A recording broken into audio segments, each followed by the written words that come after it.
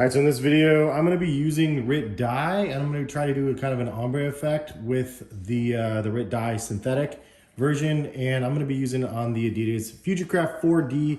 Really going to be interesting to see how this comes out because I actually have no idea how well this upper is going to absorb the dye. I have dip dyed some easy 350s, and I apologize, my dog Chloe's eating in the background, of course, as I start filming. But any which way, yeah, I don't know how it's going to come out for the upper. I would prefer just to have the upper dyed and then leave the bottom this color, but I'm gonna just go ahead and dip the whole thing, and I'm gonna do kind of an ombre again.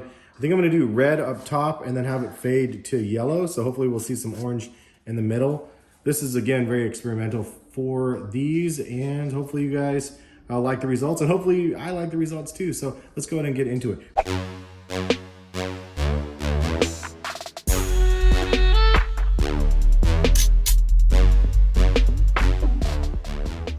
First things first, we need RIT dye like this. This is synthetic dye, and you have to have the temperature up on the shoes when you are going ahead and dyeing them. So usually it says about 200 degrees. So I have them in a bin. I have some boiling water. I'm gonna pour in there with some hot water. Hopefully that'll make it right. And then I'm gonna do red in first, top down, red like this. And then I'm gonna do the yellow on the bottom half of it. And hopefully it's not too crazy yellow.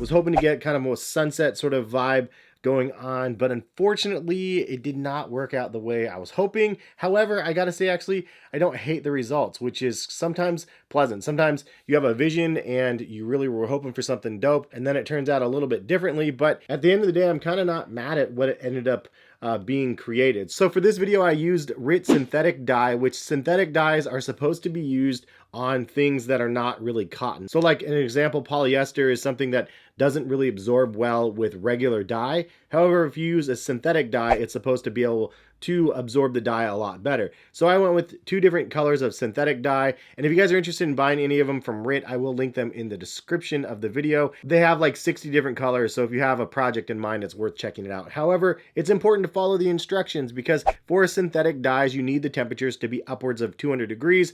I was nowhere near that. I was like at 120 degrees or something like that, where I was pouring boiling water in to this large bin and then trying to ombre dye and do a half and half. And I decided to do kind of a horizontal dye instead of vertically. So I was originally going to do front to back like ombre, but I decided to do it this other direction, which honestly I should have done the other way with the proper amount of liquid, keeping it warm over top of the stove, and I didn't do that. So as a result, the dye didn't stick as much as I would have liked. I needed the temperature to be higher for the synthetic dye. So I know that that was definitely the fail point and why these turned out so incredibly light versus the dark red color that I was originally seeing. Now I don't mind the results. I went with the yellow on the bottom and then the red on the top, and you can see there's a little bit of a sunset vibe going on. The other problem that I had is the curvature of the shoe. You could see that the 4D has a toe up, which means the toe section was a little bit more red and the bottom section down here was a little bit more yellow, and that's just because,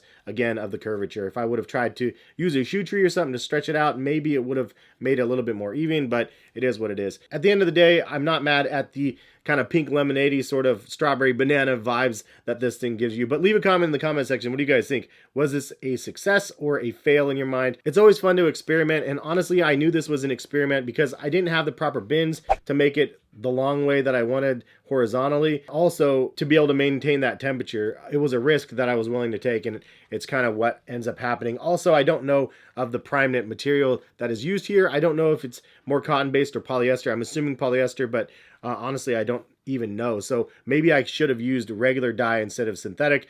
Usually you have materials that you're reading if you're dyeing like clothing and stuff. You can see on the tags if it's 100% cotton or if it's mixed with other things to let you know if it's going to absorb as well with what you're trying to dye with. So in my mind, it's kind of a successful fail, if you will. I did also do the insoles, as you can see here, and it's a very faint dye, but I kind of like it. I did kind of a mismatched sort of red and yellow halfway dipped through these ones, and kind of give you an idea of what it could have looked like if I would have done it properly, and just imagine that like way more vibrant. I also did the laces and kind of just half dipped them in each. So that's the end results. Comments in the comment section. Success, fail, let me know. I think it looks kind of dope, but definitely not what the desired results were supposed to be. It was supposed to be a lot more vibrant. I might give it a second round and just try again, but if I do, I need to get the temperature up and just make sure that I'm monitoring that temperature as I'm dyeing it, because you have to sit in there for like 20 or 30 minutes for it to really set and fix to the dye. So that's what we ended up with, but